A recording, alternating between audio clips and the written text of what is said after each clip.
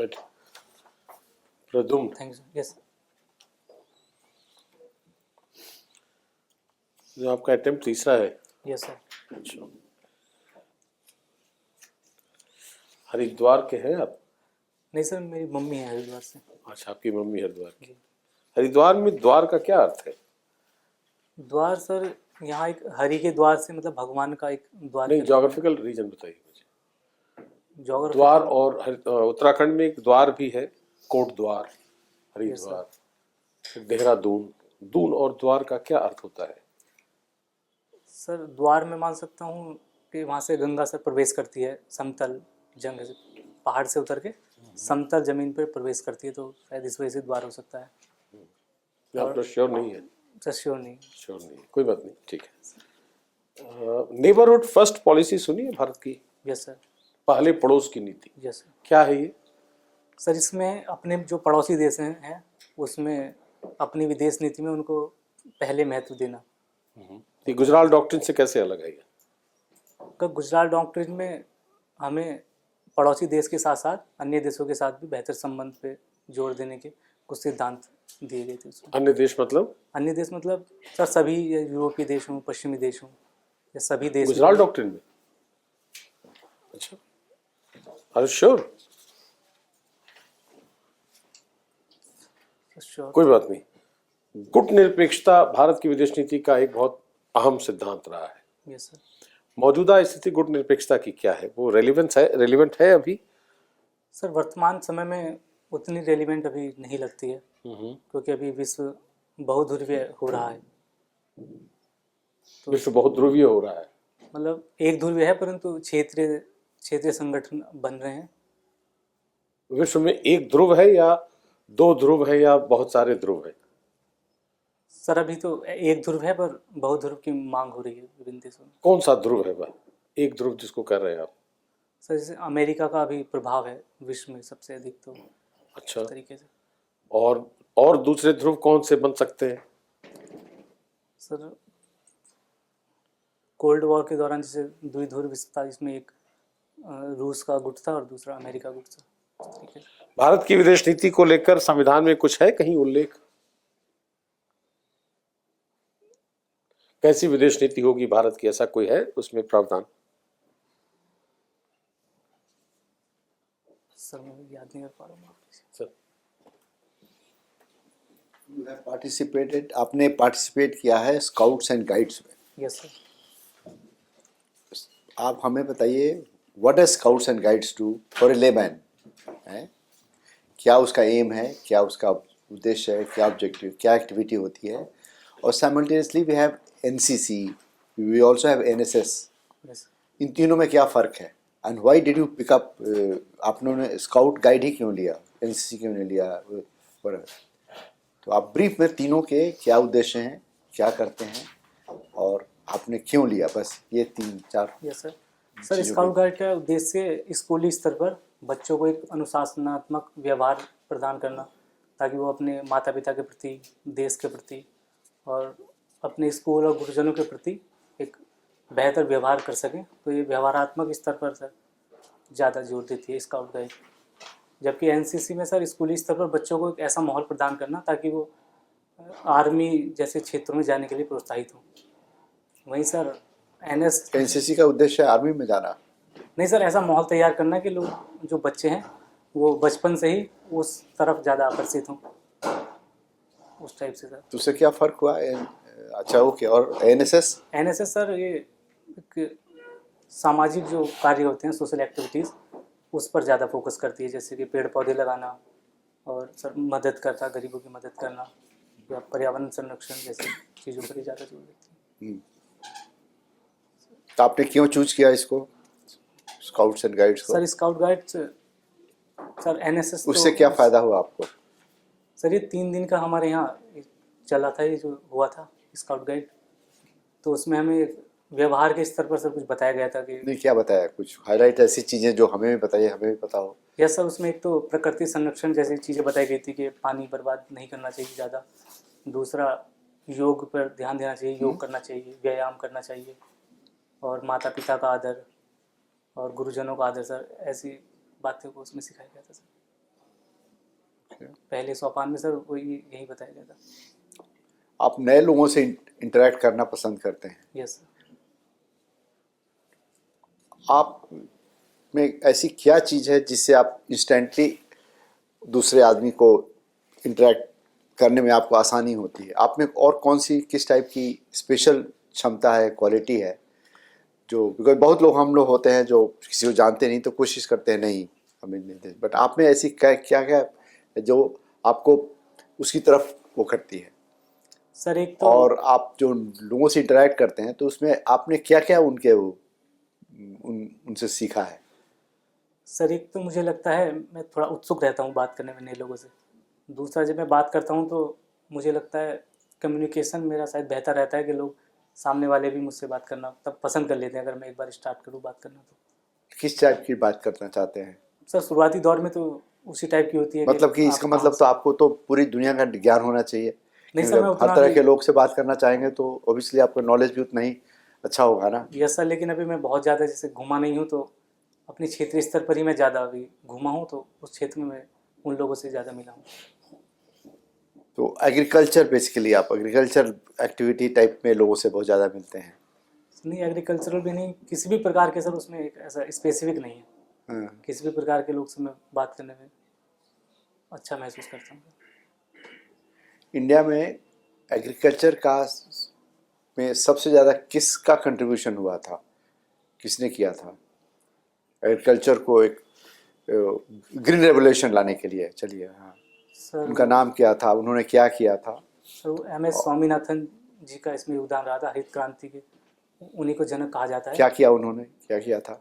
Sir उन्होंने कृषि के क्षेत्र में मकनाइजेशन को बढ़ावा दिया और जो हाई यील्ड वाले बीज होते हैं। कहाँ से लाए थे बीजो? बीज सर एक तो सर फिलीपींस से आई थिंक गेहूँ की। बीज का क्या नाम था? सर वो मैं ही याद नहीं कर आप पा कभी रहा हूँ। इंडियन एग्रीकल्चरल रिसर्च इंस्टीट्यूट आपके पीछे ही है, यस सर, बहुत ज़्यादा दूर नहीं है, कभी गए हैं वहाँ पे? नहीं सर। तो फिर तो अभी तो आप बता रहे हैं हमें कि आपको एग्रीकल्चर एक्टिविटीज़ में बहुत ही इंटरेस्ट है एंड ऑल दैट। हाँ सर, जब मैं खाली समय में घर पे जाता हूँ तो उस समय में सर मैं करना पसंद करता हूँ घर पे। तो क्या करते हैं आप ऐसी चीज़ें जो बाकी आपके पेरेंट्स, आपके ब्रदर सिस्टर्स नहीं करते हैं जो आप करते हैं? आप हमें वो कुछ ऐसी एक्टिविटी बताइए जो एग्रीकल्चर में आप करते हैं जिससे आपके घर में आपने पेरेंट्स जो हैं सबको एनर्जाइज किया है और प्रोडक्टिविटी बढ़ाई है। कुछ तो किया होगा ना, तभी तो आप अपनी एक्टिविटी दिखा रहे हैं। हाँ सर, इसमें ऐसे तो मैं नहीं कह सकता हूँ, साथ ही मिल के करते थे सब साथ, तो ऐसा सब मुझे नहीं आता। आपने केमिस्ट्री क्यों पिकअप किया था हंसराज कॉलेज में? सर उस समय मस्ट हैव थॉट समथिंग ना कि क्या जैसे। सर उस समय 12th के अकॉर्डिंग मैंने चूज़ किया था। उस समय मेरी केमिस्ट्री अच्छी थी 12th में, मतलब मैं अच्छा महसूस करता था केमिस्ट्री पढ़ना। दूसरा सर मेरे पिताजी की भी इच्छा थी कि मैं ग्रेजुएशन में किसी ऐसा सब्जेक्ट लूँ जो साइंस सब्जेक्ट हो। और तीसरा सर UPSC में भी ऑप्शनल होता था, तो उस समय मुझे लगा कि मैं शायद ऑप्शनल एज ए केमिस्ट्री में अभी इस साल नोबेल प्राइज़ किसको मिला है, उनका नाम क्या है और किस फील्ड में उनको मिला है? उन्होंने क्या ऐसा कौन सा काम किया जिसके लिए उनको केमिस्ट्री की नोबेल प्राइज़ मिली है ना? आपको पता होना चाहिए। यस सर, सबको मिलती है फिजिक्स, केमिस्ट्री वगैरह वगैरह में। सर वो मैं भी नहीं आता। लास्ट ईयर किसको मिली थी केमिस्ट्री में? अभी लेटेस्ट किस टाइप की इन्वेंशंस हो रहे हैं? कोई दो ऐसे मुद्दे हमें बताइए जो हम समझे हाँ केमिस्ट्री की ये वैल्यू बढ़ रही है, बढ़ेगी, जो ये हमारे यहाँ होगा, काफ़ी हो रही है यस सर, एक इंटरनेशनल लेवल। तो मेडिसिन के क्षेत्र में हम कह सकते हैं भारत मेडिसिन अच्छा कर रहा है किस सर। कौन सी मेडिसिन बन रही है केमिस्ट्री उससे? सर जैसे कोरोना के दौरान भी भारतीय मेडिसिन का काफ़ी प्रभाव रहा, विदेशों में भी हमने वो भेजी उस टाइप से। ओके। अभी जो लड़ाई चल रही है इसमें रशिया और यूक्रेन में, क्यों लड़ाई शुरू हुई थी? सर वो यूक्रेन के द्वारा नाटो की सदस्यता ग्रहण करने की जो उसकी इच्छा थी, जिसका रशिया विरोध कर रहा था, तो सर उसके चलते मनमुटाव बढ़ा और ये सर विवाद हुआ था। ये लड़ाई कब शुरू हुई थी? सर ये आई थिंक फरवरी या मार्च 2022। ये लड़ाई 2014 से चल रही है। 2014 में आपको पता है क्रीमिया कहाँ पे है? ब्लैक सी यस सर, ब्लैक है, काले वहाँ से क्या हुआ था? ये सर जो क्रीमिया था वो यूक्रेन के अंतर्गत आता था पहले, तो 2014 में रूस ने वो यूक्रेन से सर छीन लिया था उस पर आक्रमण करके। चाइना और ताइवान के बीच में जो इशू है, issue the what is issue, क्या इशू क्या है और आपका उसके ऊपर क्या विचार है? सर चाइना ताइवान को अपने ही अंतर्गत एक क्षेत्र मानता है। वन कब चाइना से पॉलिसी मानता के है? अंतर्गत। थोड़ा डिटेल में बताइए। वो तो कोई भी लेमैन भी बता देगा मानता है, बट कब से हुआ, कब इंडिपेंडेंट हुआ, उसमें क्या सिस्टम ऑफ डेमोक्रेसी, उसके रूल, कौन रूलर था उस वक्त, कब वगैरह, ये सब कुछ है, कुछ बताएंगे? सर ऐसा एग्जैक्ट मुझे नहीं पता है सर। Thank you. ये प्रद्युमन, आप ये बताएं कि अपने ये एफआईआर समझते हैं, एफआईआर क्या होता है?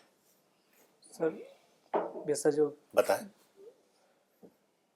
सर फर्स्ट इंफॉर्मेशन रजिस्टर ऐसा रिपोर्ट, कुछ होती जी। है, रिपोर्ट। तो कैसे होता है उसके बारे में कुछ आप पता है? कभी पुलिस स्टेशन जाना हुआ है? सर मेरा तो जाना नहीं हुआ है, पर जब कोई शिकायत करने जाता है किसी के प्रति तो उसमें पहले एफआईआर लिखनी होती है सर। एफआईआर लिखनी होती है, अच्छा ठीक है।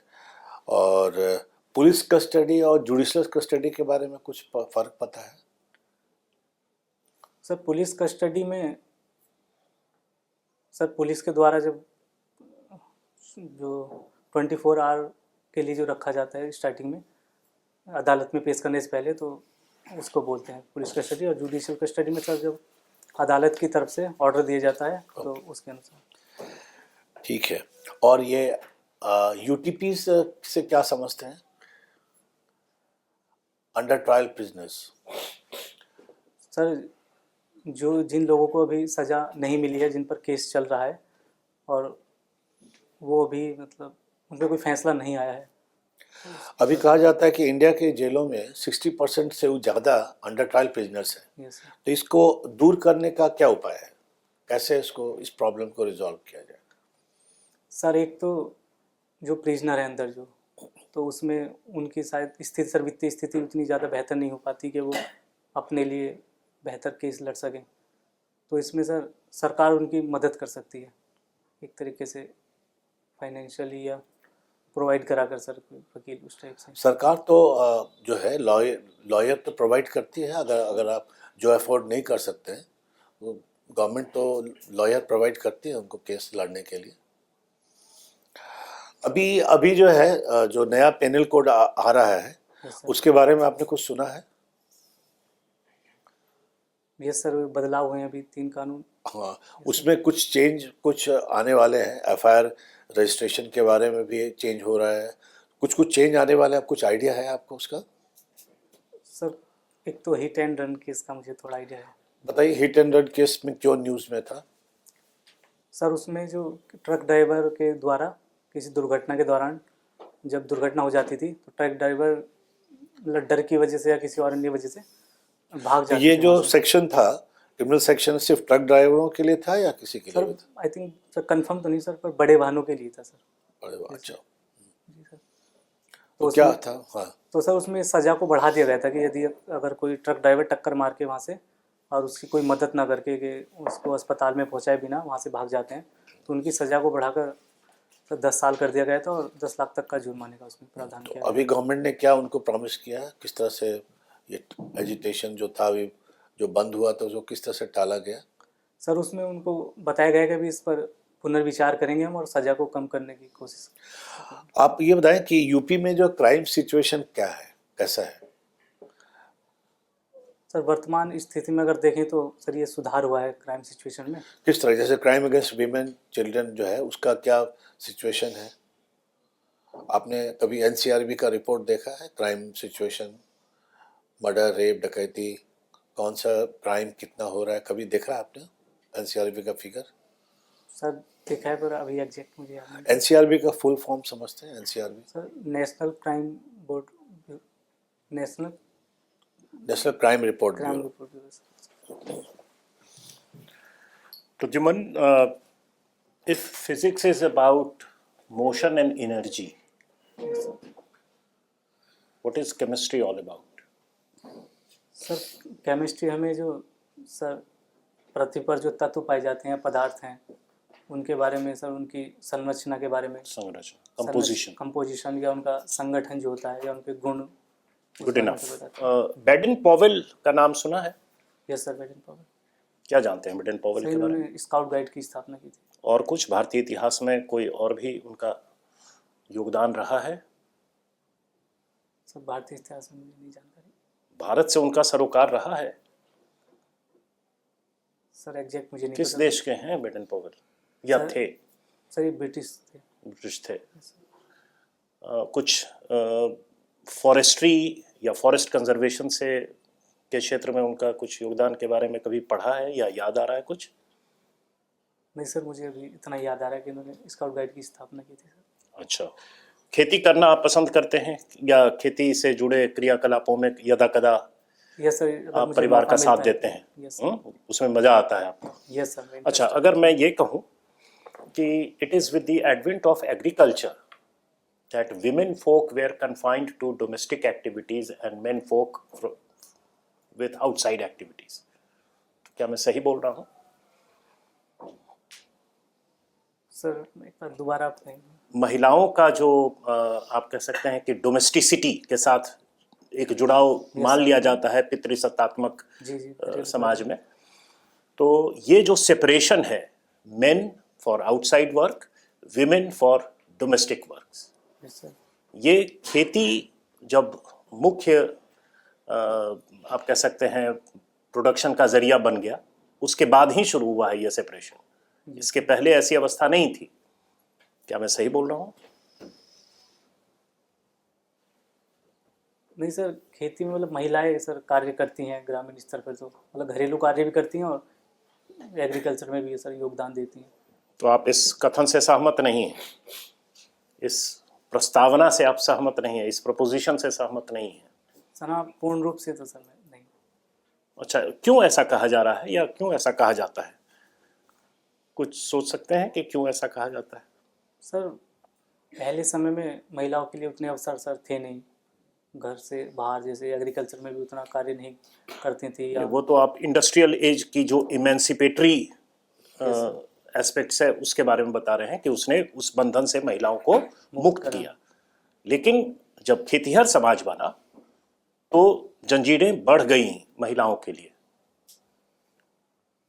और जब मतलब मेन स्टे इकोनॉमी का एग्रीकल्चर नहीं था, तब महिलाओं का जुड़ाव डोमेस्टिक वर्क से केवल नहीं होता था। कभी आपने ट्राइबल सोसाइटी को देखा है ऑपरेट करते हुए? दिनचर्या उनका कभी देखा है? 2-3 दिन लगातार? नहीं सर, ट्राइबल सोसाइटी। अच्छा, कभी हरियाणा के गांव में रहे हैं कभी आप? नहीं सर, हरियाणा में कभी नहीं। नहीं रहे। अच्छा, और क्या करना पसंद करते? आदर्श व्यक्ति कोई है आपके जिसके बारे में सोचकर पढ़कर थोड़ा उत्साहित होते हैं, रोमांचित होते हैं? सर आदर्श व्यक्ति में सर एक IAS ऑफिसर थे, उनको मैं सर कभी कभी करता हूँ। VK आनंद करके यूपी में है सर एक IAS। कोई ऐसा फिगर बताइए जिन्हें मैं भी जानता हूँ, ताकि मैं अब कोई आनंद साहब, कोई गोस्वामी साहब को बता दीजिएगा तो मैं तो बिल्कुल निरुत्तर हो जाऊंगा, मैं जानता नहीं। नहीं सर। कोई महापुरुष आपको आकर्षित नहीं करते हैं अपने व्यक्तित्व के कारण? नहीं सर, वो खिलाड़ी हो सकता है, वो राजनीतिक व्यक्ति हो सकता है, वो पेशेवर व्यक्ति हो सकता सर राजनीतिक में सर इंदिरा गांधी जी मुझे बहुत पसंद है। है। अच्छा, क्यों? सर मतलब उनकी जो दृढ़ता है और वैश्विक कब राजनीति कब अपनी दृढ़ता का उन्होंने परिचय दिया अपने जीवन काल में? सर उसमें पहला तो सर तभी था जब वो पहली बार कांग्रेस के में प्रधानमंत्री पद के लिए उन्हें चेहरा बनाया मनोनीत गया किया था, तो तब उन्हें जो कांग्रेस चलिए, पार्टी ठीक है। को हटा दिया गया। पहली महिला प्रधानमंत्री बनी भारत की। सर और दूसरा सर बांग्लादेश के विभाजन के दौरान पूरी पाकिस्तान अलग हुआ था, तो उसमें दृढ़ता उसमें का उन्हें परिचय सर दिया। दृढ़ता का परिचय दिया। और ये जो इमरजेंसी का समय आया, उससे उनकी छवि आपकी धूमिल नहीं हुई, या आपको लगता है नहीं कोई बात नहीं? हाँ सर, उस समय पे थोड़ा प्रभाव मैं मानता हूँ। तो व्यक्तित्व को आप पूरे तरीके से देखते हैं, पूरे जीवन काल को एक खंड मानकर देखते हैं, या पैचेज में देखते हैं कि भाई यहाँ तो ठीक है, अब बाकी जैसा भी हो मुझे ये पसंद आता है? नहीं सर, पूरे जीवन काल को ही मैं मानता हूँ, परंतु जो ये 2-3 घटनाएं हैं वो मुझे ज़्यादा प्रभावित करती हैं। चलो ठीक। प्रद्युम्न, आपने लिखा है अपनी हॉबीज में interaction with new people. Yes ma'am. आप नए लोगों से मिलना पसंद करते हैं जी मैम। और उनमें क्या देखते हैं? मैम, जब मैं किसी नए व्यक्ति से बात करता हूँ तो मुझे 2-3 चीज़ों की जिज्ञासा होती है। एक तो मैं देखता हूँ कि हर व्यक्ति के साथ एक नई कहानी जुड़ी होती है, सबका एक अलग जीवन है, अलग समस्याएं हैं। तो एक तो मुझे वो मैम पसंद है सुनना। दूसरा मैम, नए व्यक्तियों के नए अनुभव, उनके नए विचार, वो सुनना पसंद है मुझे। तो आपकी लाइफ कैसे अफेक्ट होती है उससे? उसमें कुछ चीज़ों को मैं, जैसे कुछ व्यक्ति ने मुझे प्रभावित भी किया है, कुछ लोगों के विचार मुझे उसमें अच्छे लगे हैं, जिसमें मैं अपने जीवन में भी उतारने की कोशिश करता हूँ कुछ व्यक्तियों के विचार।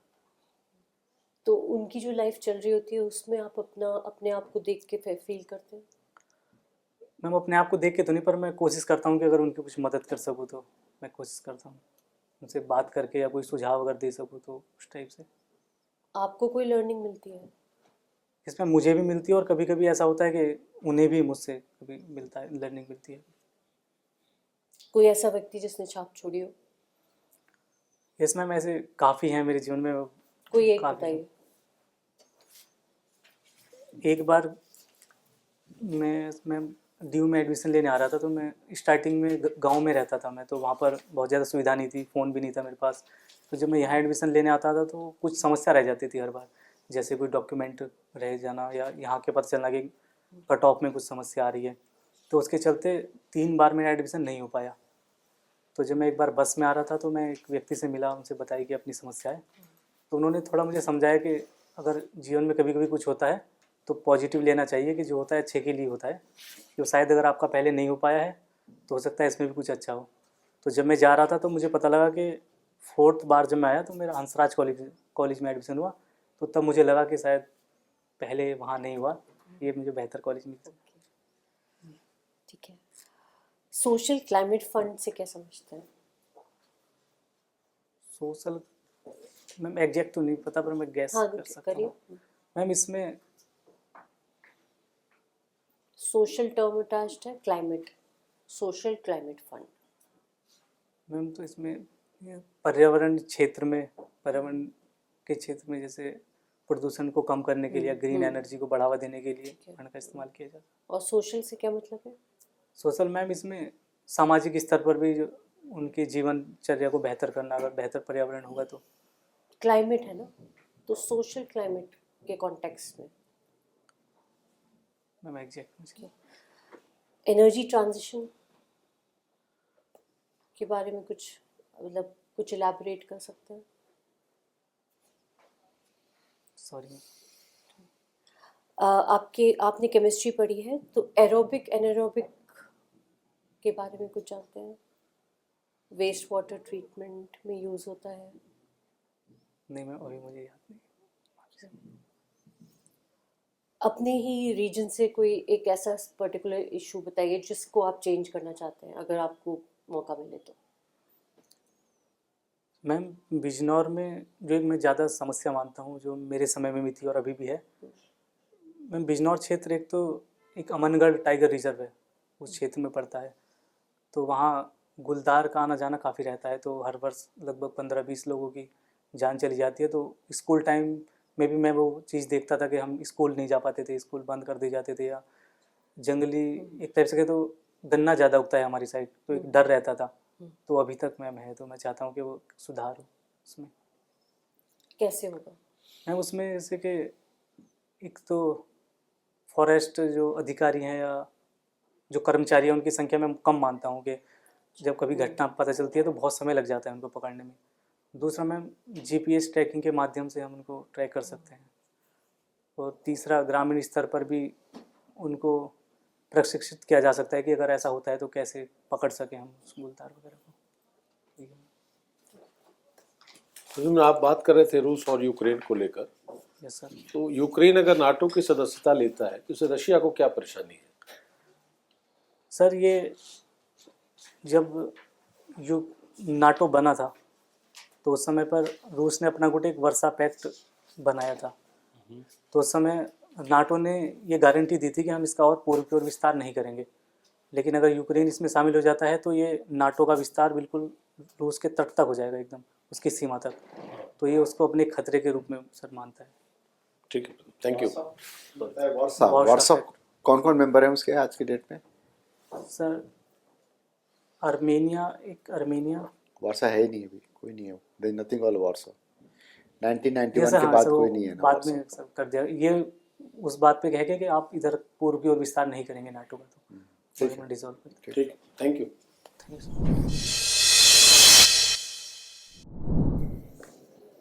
सर।